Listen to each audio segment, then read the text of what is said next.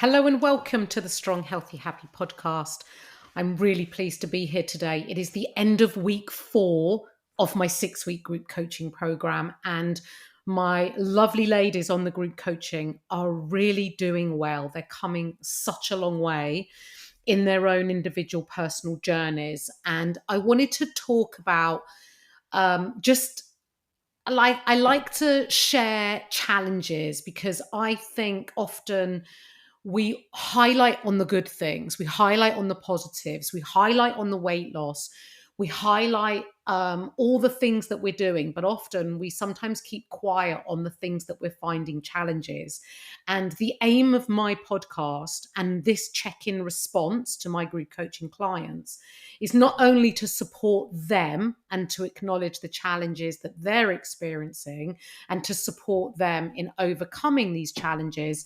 You may be able to resonate with some of these challenges and find the advice that I'm giving to my clients applicable and easily applicable for you to apply to you and your circumstances and find very helpful. Now, before I go into the challenges, which I'm going to go through, I usually start off by talking about my client wins because celebrating the wins are really, really important. And all my clients have wins. Some weeks there are more, some weeks there are less. Some weeks the wins are smaller, some weeks the wins are bigger, but it's actually irrelevant because all wins should be celebrated, and all wins and recognizing these wins that you're achieving enable you to continue progressing towards your goal, because these wins are like your small stepping stones to get to where you want to be. And if you don't recognize them and you miss them out, you're missing out on these essential stepping stones to take you forwards and move you closer to your goals. Now, as part of the group coaching, we have a WhatsApp chat group, and I often ask my group coaching ladies to share their wins with me on a specific day or at a specific occasion, whether it be from the weekend, whether it be just from going through the week. And so we talk about wins a lot. And there has been many wins this week, but I'm only going to read you out one win because I'm going to read it out word for word because I absolutely love this win and for everything that it represents. So let me get on with reading it out. And this is from Ellie. And I'm using your name, Ellie, because you really need the recognition for this win that you have come to the realization of this week. And Ellie has said, I want to emphasize that my main win this week is that I've started to make the choices naturally and subconsciously without having to think of them as much, without planning them as much in advance. And my choices are becoming less of a choice and more of a habit. Now, what Ellie is talking about is her behaviors and her habits and the choices that she's making to support her weight loss goal and her health and the way that she's feeling. And there are so many things that she has changed in her day-to-day life, or not necessarily changed, but I like to call it like added to. So she plays netball. She would normally get a lift to netball and back again. She is now walking to netball. It serves as a warm up and a cool down. She gets her steps in this way as well. And it's not a hardship for her. She's really benefiting from it. She's getting her whole family involved in going out for walks, spending, time doing that. And the fulfillment and enjoyment, not just from her, but everybody involved in her family, is really coming across. And she has just had so many other wins, such as reducing alcohol, making food choices that are in line with her goal. She doesn't feel like she's missing out, realizing some choices were habitual before. So her emphasis this week about her choices being a lot more natural, and they're now being made just without consciously making them, is a real representation of how, when you do things consistently over time, and for Ellie, it's really only been 4 weeks, but it's really cementing in. And there is no magic solution to weight loss. There is no magic solution to feeling your best self, improving how you feel within yourself on the inside as well as on the outside. It is about doing the repetitions, doing the consistent work, and repeating the same things over and over again. There is no magic solution. And I really, really do want to emphasize that. And I want to thank you, Ellie, for just sharing that with me in your check-in form this week. Now, the other thing that I wanted to talk about is use of the scale weight. Now, I touched on this in the podcast last week in the community check-in, and I want to just touch on it again because I had a word with this particular client who was in a habit of weighing herself once a week because it's what she had done previously with the dieting club that she was going on. She would weigh in the evening as well, which is really, if you think about how you've gone about your day, perhaps you've been stressed, perhaps you haven't drunk enough, perhaps you had a big lunch that day. There are so many factors that can affect your scale weight. Perhaps you haven't used the toilet, perhaps, just lots of variables that affect your total body weight. Your scale weight is a combination of your body fat, your muscle, your bones, your tissue, your organs, your blood, everything. So when there's a fluctuation in your scale weight, it doesn't necessarily mean that you've increased body fat. Now, I had a word with this client the other week, explained the importance of weighing yourself regularly because it is the most accurate way to use your scale weight because it does fluctuate, and accepting that these fluctuations are normal. Now, my client has now used her own scales at home, and they differ from the ones that she was using once a week. But now that she is using them consistently, she has made a lot of positive changes to support her weight loss goal and her health. And her scales, from weighing more consistently, she has had quite a big drop. And she's telling me that the scales must be inaccurate because she's had this big drop. And is it genuine?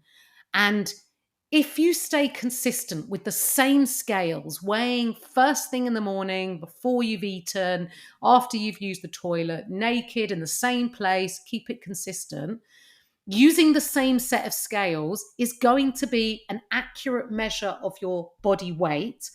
Even if your scales differ to a different set of scales, they will be consistent to the scales that you're weighing yourself on. And if there has been a drop, it is a genuine drop because it is a drop on the same scales that you've been using. And by weighing regularly, can you imagine if this drop had happened, but it wasn't your day or your time to do your weigh-in, and say it was a different day and you didn't see this drop, you would think that what you're doing isn't working. And potentially you could think, oh, I'm just not, what's the point? I'm putting in all this effort and I'm not getting the results I want. And so this is another reason why weighing yourself more regularly, ideally daily, at the very minimum 4 times a week, you will see and you will learn those fluctuations. And when we have a drop, we take that drop, we accept that drop. And over time, even though there's fluctuations, if you're in a calorie deficit, i.e. you're eating less than your body requires, your scale weight will trend down over time. So what I'm going to be keeping my eye on with this particular client is seeing where her scale weight goes from this point. It might go up again, but if it might come back down again, and over time, we ideally want it to be trending down. And along with her scale weight, she has noticed changes in her body shape and the way her clothes fit. So I know that she is having a body fat loss, and I will see that when she uploads a new set of photos, which is where I monitor and measure visual progress. So scale weight is only one metric. And it's a reminder for everybody that scale weight is just one metric. And one of the biggest metrics that I like to recognize and focus on is the way that you feel. Because if you're supporting your health and you're eating more nutritious food, you're moving, you're getting out for a daily walk, you're exercising, you're living a life in line with what's important to you and your values, you're going to feel great. And this is progress. And as a byproduct of feeling great and doing all those amazing things to support you feeling great, you will as a byproduct, most likely not only improve your health, but if weight loss is your goal, you will probably find that you will lose weight as a byproduct of taking all these positive actions. So keep up the great work. Now, another really positive for the whole group is it's great to see everyone has increased their protein intake, and food quality and meal quality has improved across the board for all my clients. It's great to see. Some of my clients upload photos, some of my clients are tracking, but the food quality and the meal quality has greatly improved. Some of my clients were eating very small amounts prior to coaching. And although in theory this sounds really supportive of a weight loss goal, it would tend to lead to increased snacking and uncontrollable feelings of hunger when they were less distracted later in the evening, typically when people tend to snack. But now that food meals are more substantial and more nutritious, these ladies are feeling fuller for longer. They're snacking less. They're noticing the benefits in the way they feel.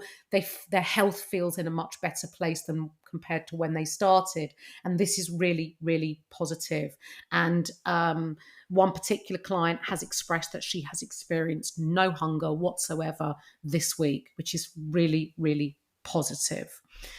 Okay, I want to just touch on an example here that one of my clients has shared with me about, is it possible to enjoy your life and be mindful of your weight loss goal? Because we often think, oh, I can't stick to my calories, or I'm going out. How am I going to track that? Or what am I going to do? So I'm not going to bother. I'll just do what I want and I'll worry about it at another time.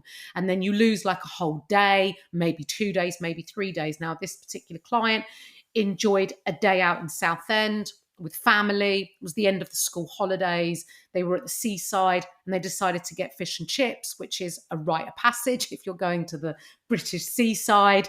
And I want to give an example of how she didn't just have an all or nothing mindset because she was going to enjoy fish and chips, which there is nothing wrong with, because remember, you are a result of what you do most of the time. And most of the time, this client does not eat fish and chips for lunch. And so what she did is she chose to have a small fish and chip portion. She enjoyed it. She ate it with the rest of her family. And when it came to having ice cream after, she chose not to have the ice cream.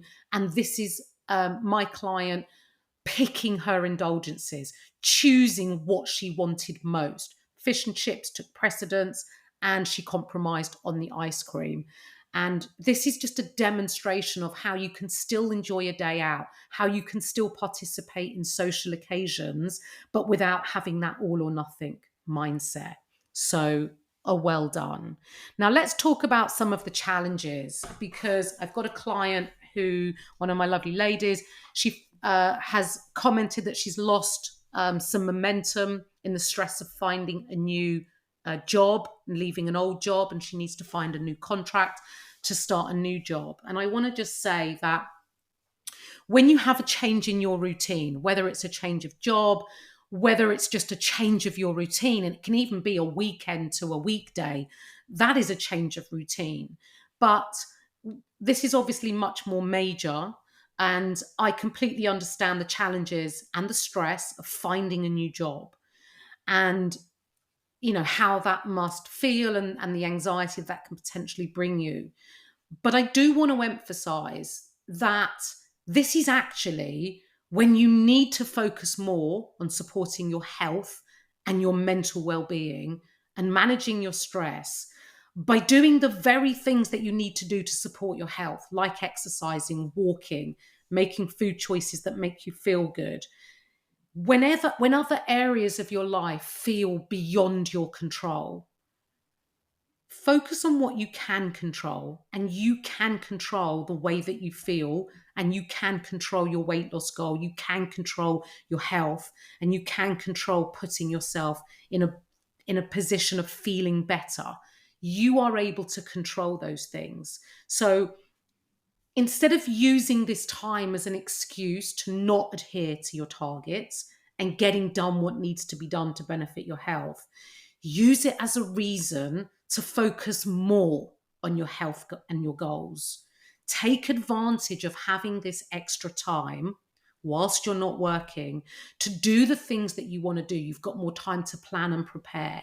You've got a bit more time to cook delicious meals. You've got more time to exercise. And this is something that you have been avoiding. And I'm saying this directly to my client. Use this time positively. Remember, you're exercising for your health and your mental well-being. And also, the positive knock-on effect when you exercise has on your other choices. So whilst it's a stressful time, while you're looking for a new job, use this time to your advantage. Use this time as a reason to really get on top of your health and your goals. And remember that you don't need to be, like, you don't have to have, I think you've used the expression like being on it and off it. You're a bit off it at the moment. You don't need to be off or on, whether that's your diet, whether that's your health goals, whether that's your exercise, whether that's just with doing the things in general that you need to do. Instead of thinking about being on or off something, think about doing the best you can, no matter how things look at that, no matter how your circumstances are. Do the best that you can. So when you get to the end of the day and you think, you reflect on your actions, you reflect on your day, you reflect on what you've done well, ask yourself, have I done my best today? Is there anything else I could have done better? And if you can answer that you've done your best, then know that your best is always good enough.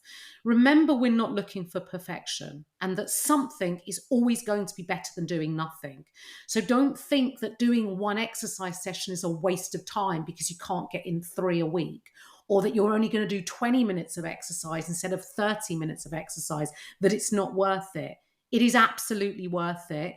And something is always better than nothing. And it will stop and reduce this on or off it mentality, because the on or off it mentality is what keeps setting you back from making that progress forwards.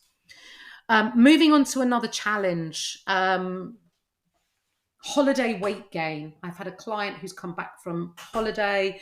She's noticed an increase in her scale weight. And my question to anyone who's come back off holiday and to my client is it body fat gain? Often when we go on holiday, we eat different foods to our usual foods that we eat when we're at home. Perhaps you have eaten a little more than usual.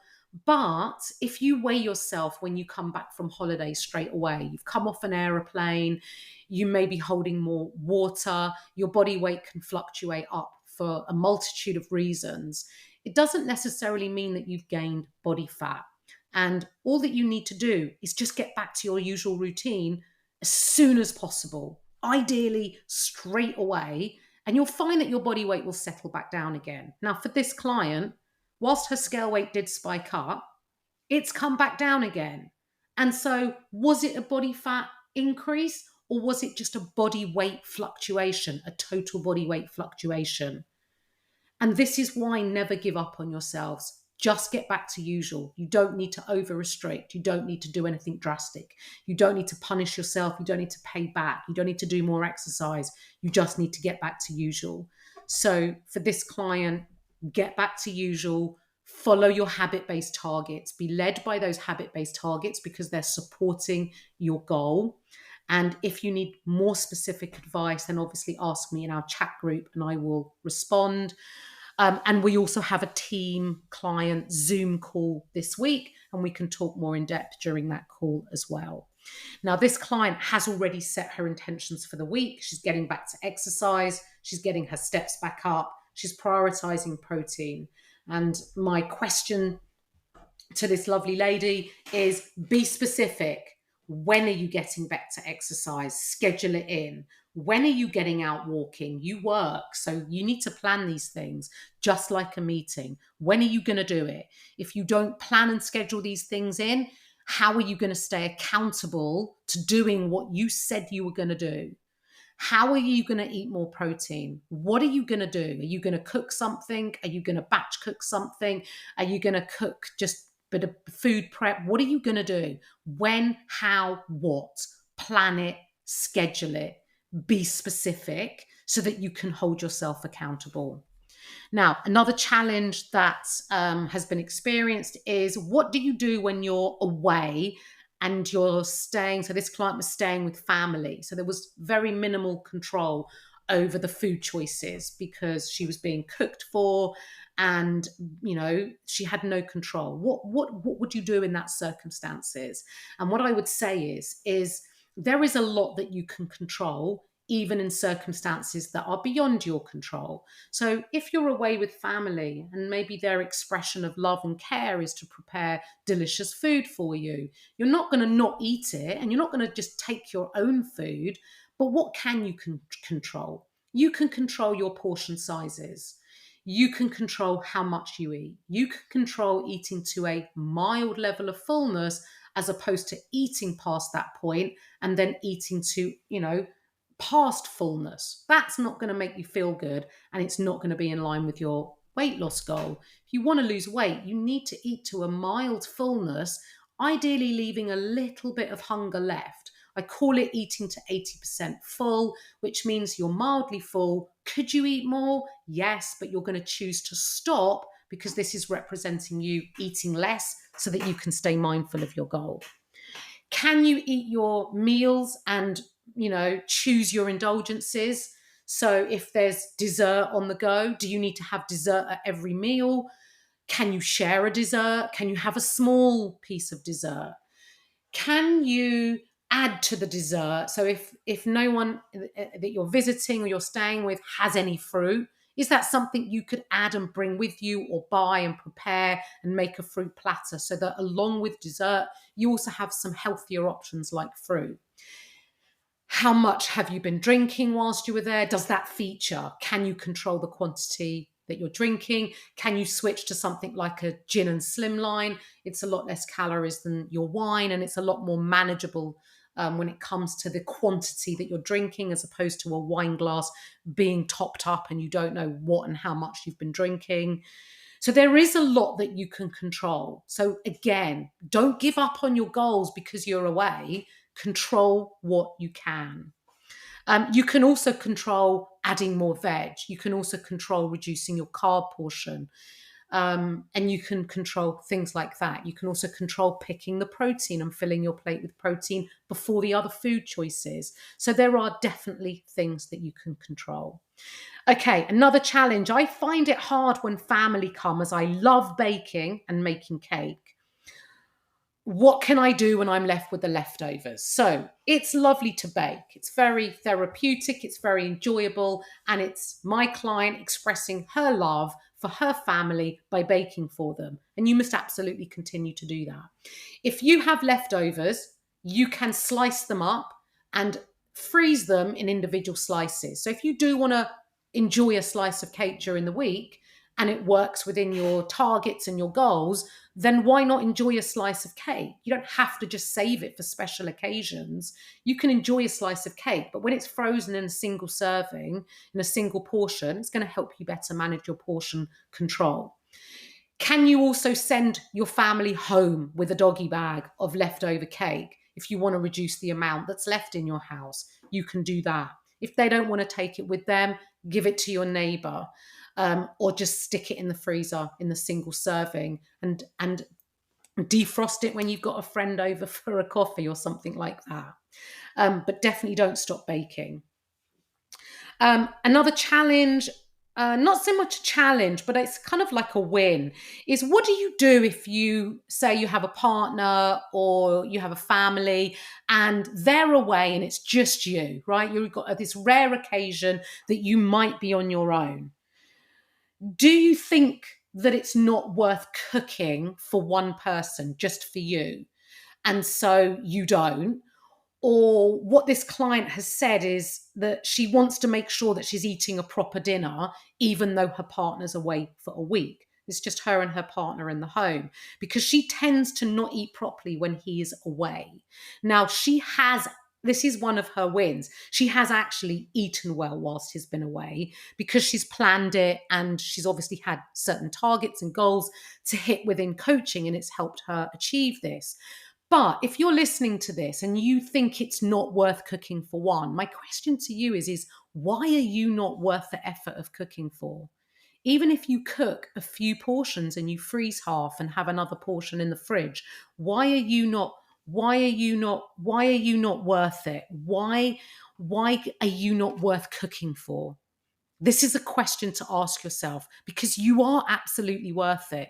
And if you want to stay mindful of your goals and you want to continue making that progress towards your weight loss goal, preparing delicious and healthy meals helps your adherence, helps your enjoyment of food, and it will help you make progress. Then my final challenge, it is about feeling unwell and not exercising and or being injured. So I've had a client who's felt poorly and not exercised. And I just want to give the reassurance that if you are feeling unwell and you feel too unwell to exercise, you have to really think about whether exercise, pushing through an exercise session is going to serve you well and improve the way you feel, or whether taking rest is actually going to serve you better. And only you can make that decision, dependent on how you're feeling, what's wrong, what type of unwell you feel. But if you genuinely feel unwell, often, most usually, rest will serve you better. And just accept that you're not really in the right place to be exercising. It could actually make your recovery from feeling unwell take longer. So really think about making that right decision to serve you and what your body needs and what will serve you best. Now, I've also had a client who's had a sore hip, and I'm really pleased that she went to see a specialist, a practitioner, because obviously I can't diagnose and I can't give specific and individual advice for injury without having a greater understanding of what's wrong. And also, I'm not a physio. I'm good. I'm not that good. But I'm not a physio and I'm not qualified to be able to do this. I can obviously do exercise prescription once I know the diagnosis, and obviously with the support of the physio or the chiropractor or whoever you've seen. But this client has now got specific exercises to support her hip, which is going to be really beneficial. And then supporting injury with the correct type of exercise is going to be really key, because resting an injury, obviously your specialist practitioner can advise you on this, but often stimulating the muscle to strengthen it is really, really important. But it's getting it at the right level of intensity and what's right for you as an individual. So if you do suffer from injury, always seek proper advice, qualified advice. Now, I'm going to finish up with a comment from one of my clients in the check-ins this week. And the question is, what are you enjoying about group coaching? And she hasn't actually answered that she's enjoying group coaching, but I know that she is. But what she's said is, on top of enjoying the group coaching, so she is enjoying the group coaching, I'm enjoying your podcasts, which I listen to regularly. I already shared that they're helpful, but when you listen to one that really hits home and resonates, it really does impact me on a personal level. And that really pleases me greatly, because I started these podcasts as a way of reaching more women and being able to help more women. And I would really, really appreciate it if you listening to this podcast can share this podcast with your friends, whether that's via your social media, whether that's via your chat groups, whether it's on Facebook, whether it's on Messenger, however you communicate with your friends. If you know that they're struggling, or they have a health or a weight loss goal, or they're just not feeling great in themselves, please share this podcast with them. And you can tag me if you do post on social media. And I welcome questions. If you have any questions, reach out to me. All my contact details are in the show notes. But if you can leave me a review, it also goes a really long way in making my podcast more visible and getting in front of more women, which is what I really, really passionately want to do. Thank you so much for listening. And to my clients, we will be on a Zoom call on Thursday, and I'm looking forward to it. And I catch up with everybody soon. And thank you so much for listening.